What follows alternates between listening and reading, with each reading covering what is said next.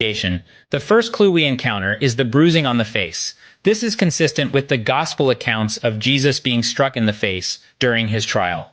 The shroud bears witness to this moment of humiliation and suffering. Next, we come to the scourging wounds. The marks on the front and back of the body match the pattern of a Roman flagrum from 70 AD.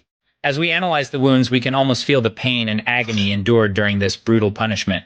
The cap-like crown of thorns is another piece of the puzzle.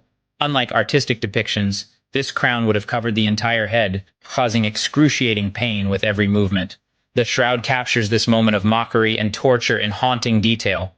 The crown of thorns resembles a cap worn by Middle Eastern kings, not the artistic depictions we're used to seeing.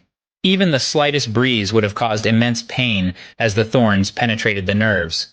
As Jesus carried his cross to Golgotha, the weight of the beam would have caused severe bruising on his shoulders. The shroud bears witness to this agonizing journey. Finally, we come to the crucifixion itself.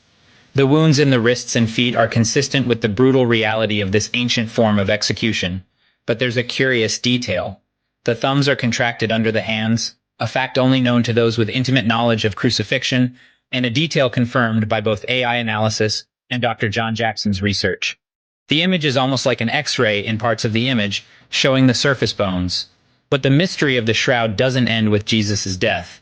There's one more piece of evidence that defies explanation: the lack of decomposition. Despite the blood and wounds, the shroud shows no signs of decay or decomposition. Even more intriguing, there are no cracks in the blood, which would have occurred if the body had been removed normally.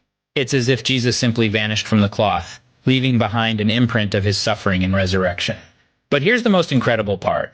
The blood on the shroud matches the Sudarium of Oviedo by 120 points of congruence, enough to prove in a court of law that they belong to the same man.